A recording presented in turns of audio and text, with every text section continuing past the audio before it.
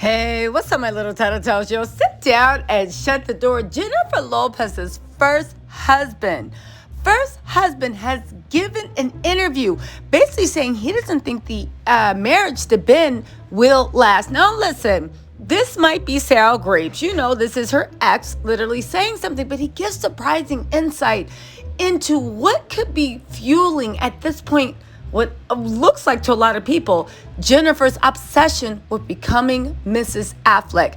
And you guys, even though Jenny likes to say my love don't cost a thing, it looks like it might be motivated by things. Let me just say it. It looks like Jen actually might pick her husbands according to how it advances her career. Again, there are two lanes she goes to, guys that she's actually physically attracted to, who usually happen to be very poor, upcoming, whatever.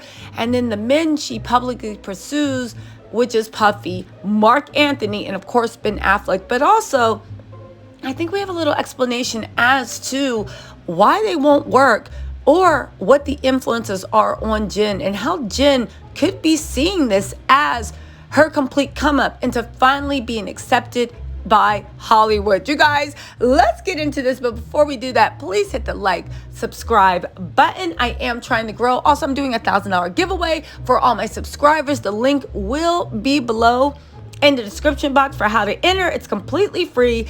Anyway, you guys, let's get into this mess. First, let's start with this interview. Okay, so Honey literally says that Jennifer loves being in love, but loses interest after the passion in her marriage fizzles. He goes on to say that Ben is husband number 4. I was husband number 1. And she told me I was the love of her life. We lay in bed on our wedding night. She said we would be together forever. Now, here's the thing, right? This could be sour grapes because, again, this is her ex-husband. But listen to these interesting details he shared. He talks about like when they first met, right? He was a dishwasher, she was a customer. He said, I had no idea who she was. Our eyes glanced at each other. I thought she was the most beautiful woman I've ever seen. I was spitting. She was wearing a white top and pants. I remember thinking she had the best body I'd ever seen. She later told me she knew the first night she was going to marry me. Okay, then they went to a club. They said when they got to the club, his friend Leo took Jen out to a dance floor, and then her friend was like, yo, you should ask Jen to dance. Like, I think she really likes you. They danced. She said Jennifer was shaking the whole time. She was saying, you make me nervous. He's like, we could both feel the romantic energy.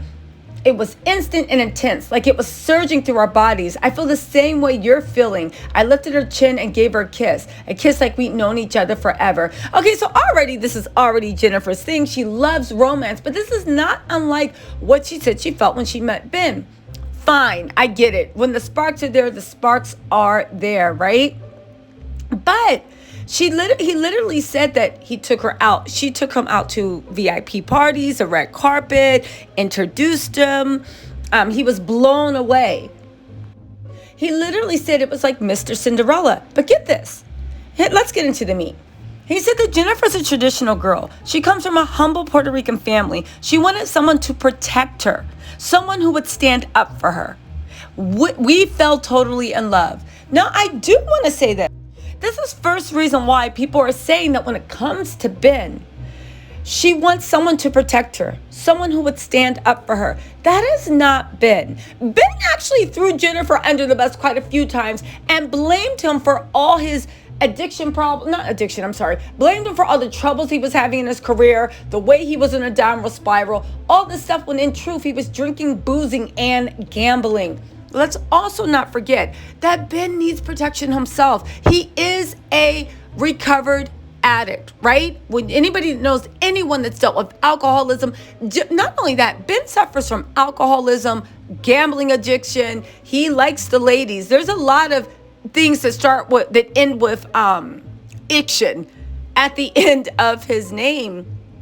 I say all this to say that Ben actually needs somebody that can protect him and stand up for him. Now, it doesn't mean, right? It doesn't mean that he's weak. It just means that has to be the relationship dynamics.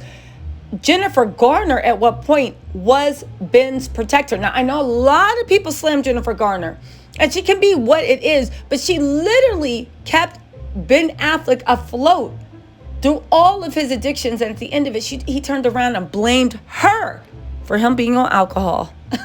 Listen, you can't make that up.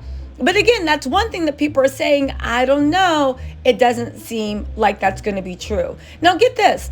It's also showing that Jen is very strategic when it comes to her love life and when it comes to the guy that she's dating.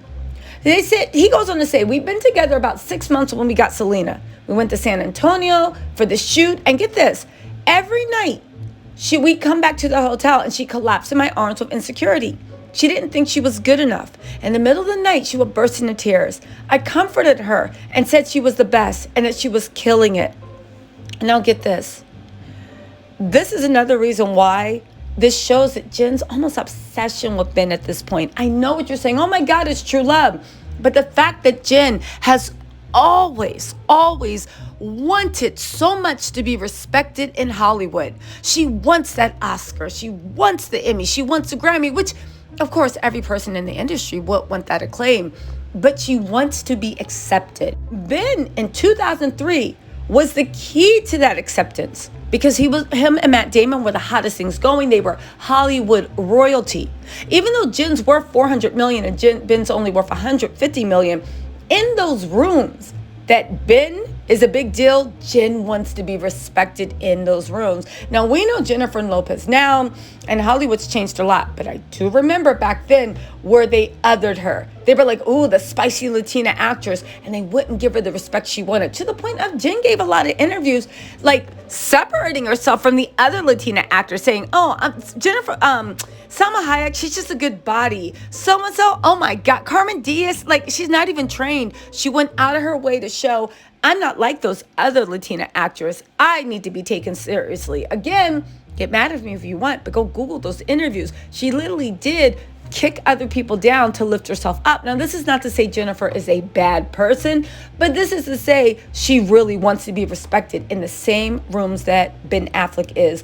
She also is deeply insecure and she needs that critical acclaim and she needs people to recognize her. Now, get this. He also pointed to, as her fame increased, she started to move away from him. And that's fine because this is a common thing where one person in the relationship starts making crazy money, the other person, they just can't relate to them.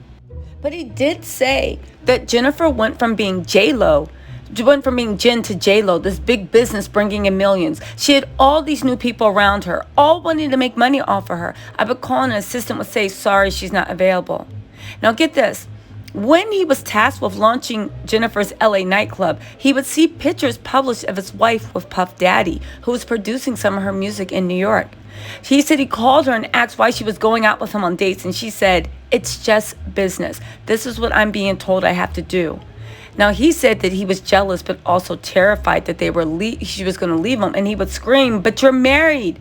He said we wanted kids. We discussed having kids. She told me she couldn't have a baby because it would interfere with her career. Okay, well, it would have interfered with her career. That was her right. But he realized that their whole life was a lie. He lost 40 pounds due to stress. And on top of that, as soon as they divorced, Jennifer and Puff Daddy went public. Why do I say this? Because a lot of people say when it comes to Mark Anthony, when it comes to Ben, when it comes to even Puffy, Jennifer can be very strategic about somebody that moves her career ahead. Nothing wrong with that. I'm not judging her. It's her life. You do what you need to do.